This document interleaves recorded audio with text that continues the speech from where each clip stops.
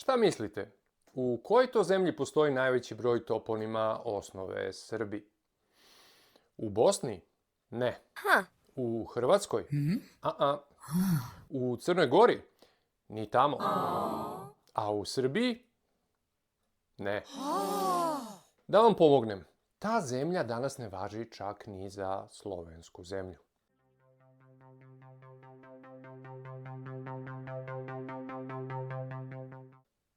Dobrodošli na Srbionik, srpski svetionik.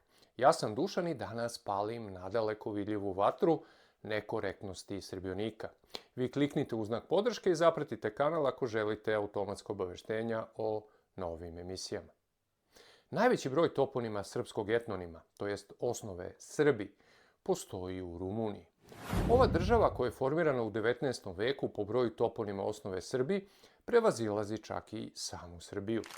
Viševekovni proces rumunizacije Srba tamošnjeg prostora, koji su sprovodili Pijemont i Francuska, su vrlo neprijatna i nadasve nekorektna tema u nas. Zato se danas i bavimo njom. Vi pogledajte emisiju do kraja kako biste se uverili u neizrecivu masovnost srpskih tragova na tom velikom prostoru Rumunije. Temu rumunizacije tamošnjih Srba obradili su mnogi autori, među kojima i profesor Zoran Milošević, koji se dobrano bavio ovim u svojim radovima. U realizaciji ove emisije pomogla mi je knjiga profesora Mihaila Jelića, koji predaje na Nemačkom univerzitetu u Bohumu. Knjiga se zove Etnonimi Srbi, Serbi, Serbija. U originalu nemačkog izdanja Das Ethnonym Srbi, Serbi, Serbija. Ovaj rad se između ostalog bavi toponimima jednog dela evropskog prostora koji su nastali od našeg kolektivnog imena, Srbi. Profesor Jelić navodi da u Rumuniji ima oko 300 toponima osnove Srbi. Za ovu emisiju spremio sam svega nekoliko desetina, sa tek po kojim komentarom vezanim za neka od ovih mesta, a zbog poznatih vremenskih ograničenja. Pa da krenemo. Prvi toponim je i najbrojniji, a on je doslovno našeg imena, Srbi. Kao što vidite, u rumunskom jeziku ova reč se piše sa posebnim znakom A, sa nekakvom kvačicom iznad, ali se zapravo čita kao Srbi, sa kratkim i prigušenim vokalom između, koji prosto pomaže u izgovoru reči od 3 uzastopna suglasnika, S, R i B. Naime, ovaj glas je fonetski nosilac sloga, nešto što je neophodno u rumunskom jeziku, jer rumunski ne dozvoljava slog bez samoglasnika kao srpski. Zato ćemo taj toponim za ovu priliku tako i čitati, Srbi. U online rečniku vidimo da to jeste današnja rumunska reč za Srbe. Zanimljivo je da Rumuni od svih nacija van srpskog govornog područja najvernije izgovaraju ime našeg naroda, Srbi. Čak i svi slovenski narodi, sem Slovenaca i Slovaka, potpuno vokalizuju ime našeg naroda, pa ga izgovaraju kao Serbi, Sjerbi, Serbov i tako dalje. Pod 1. Srbi Bakau je naselje u Rumuniji u okrugu Bakau u opštini Podu u Turkiji. Opština se nalazi na nadmorskoj visini od 198 metara. Pod 2. Srbi Budešti, naselje u Rumuniji u okrugu Maramureš u opštini Budešti. Po rumunskoj priči, mesto pod tim imenom se prvi put pominje 1405. godine. Ime je dobilo po stanovnicima Srbima. Poznato je po drvenim ukrašenim crkvama i kućama. U naselju postoje 2 stare drvene pravoslavne bogomolje. Pod 3. Srbi Farkaša. Srbi je naselje u Rumuniji u okrugu Maramureš u opštini Farkaša. Prvi pomen sela je iz 1428. godine. Naziv potiče od stanovnika Srba. Po Rumunima mesto se pod nazivom Srbi javlja od 1773. godine. Pod 4. Srbi Bihora. Srbi je naselje u okrugu Bihor u opštini Srbi. Smešteno je na reci Almaš. Rumuni vele da ime mesta potiče od nekadašnjih Srba, koji su sredinom 18. veka bili značajni deo stanovništva u toj oblasti. Pod 5. Srbi Arada. Srbi Arada je mesto poznato i kao Aradski Srbi. To je naselje u okrugu Arad u opštini Halmađel. Mesto Srbi nosi naziv po narodu, Srbima, koji su na tom prostoru pre 2 veka bili većinsko stanovništvo. Možda vam bude zanimljiva i jedna informacija o seoskoj crkvi. Naime, seoska crkva Brvnara u Srbima Arada građena je 1760. godine od strane drvodelja Aćima Popa i Ivana Druglića. Pod 6. Srbi Botošani je naselje u Rumuniji u okrugu Botošani u opštini Vlasenac. Pod 7. Srbi Galac je naselje u Rumuniji u okrugu Galac u opštini Nikorešti. Pod 8. Srbi Hunedoara. To je naselje u Rumuniji u okrugu Hunedoara u opštini Ilija. Naselje je dobilo naziv po Srbima koji tu žive vekovima. U selu je stara drvena crkva posvećena svetim arhanđelima Mihailu i Gavrilu iz 1702. godine. Pod 9. Srbi Salaža je naselje u okrugu Salaž u opštini Sag. Po rumunskoj enciklopediji mesto se prvi put pominje 1471. godine. Do 17. veka je nosilo naziv Totfala, da bi se 1733. godine javio novi naziv Srbin. Ime nosi po narodu Srbi, tako vele Rumuni. Pod 10. Srbi Vasluj je naselje u Rumuniji u okrugu Vasluj u opštini Banka. Pod 11. Srbi Valča je naselje u okrugu Valča u opštini Šušani. Pod 12. Srbi Vranča je naselje u okrugu Vranča u opštini Cifešti. Toliko o Srbima Rumunije. Šerbešti je drugi rumunski toponim osnove Srbi koji ćemo danas da obradimo. Ovaj toponim je sazvučan našem toponimu Srbište i po svemu sudeći njegov rumunski izgovor. Kao što vidite, za razliku od Hrvata, ali i mnogih Srba, Rumuni svoje papske kvake za glas š pišu ispod slova s. Po 13. Šerbešti je naselje u Rumuniji u okrugu Jaši u opštini Čortešti. Po 14. Šerbešti Bakau je naselje u Rumuniji u okrugu Bakau u opštini Saučešti. Potom pod 15. imamo Šerbešti u okrugu Vidra. To je stara rumunska reč za poznatu nam životinju. I po 16. Šerbešti u okrugu Veh. Inače, Serban ili Šerba je uobičajeno ime u Rumuna danas. Dakle, i Srba i Rumun.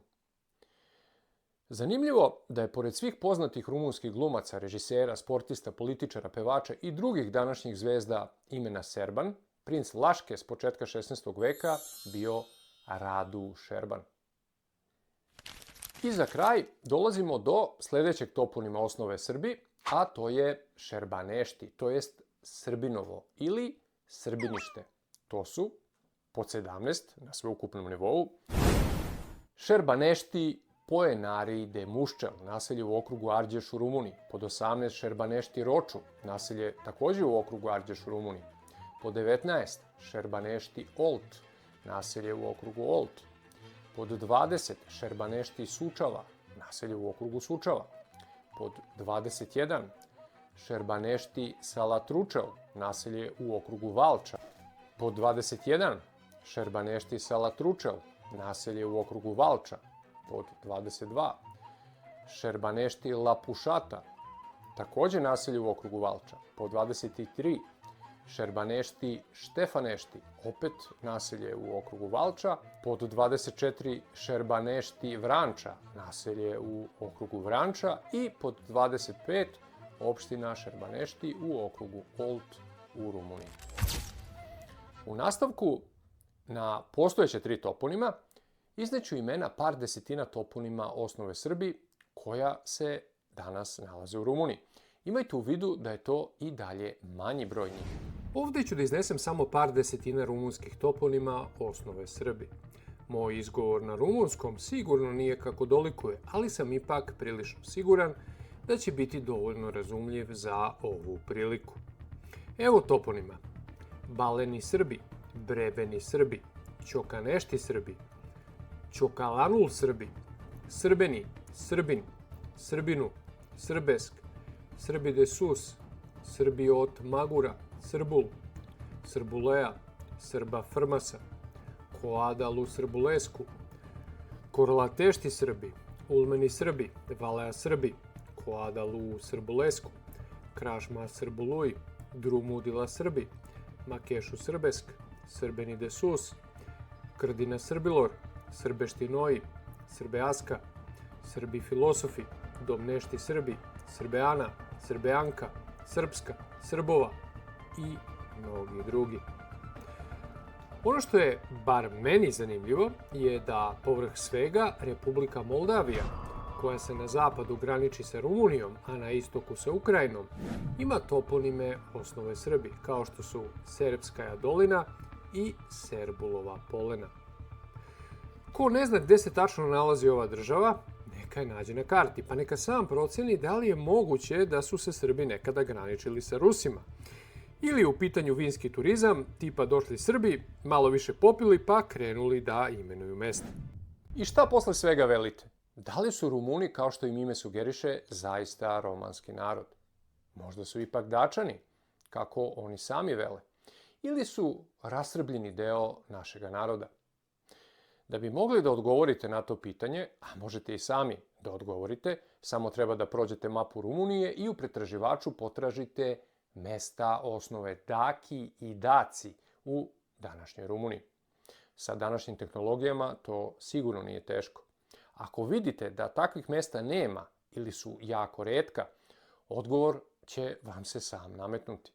Također, bilo bi zanimljivo uporediti broj mesta etnonimske osnove Rumuni sa stotinama toponima osnove Srbi, pri čemu treba obratiti pažnju na činjenicu o skoro 2 veka postojanja ove države, koliko je ime Srba nepoželjen element na tom prostoru, te ime koje je podložno stalnim promenama.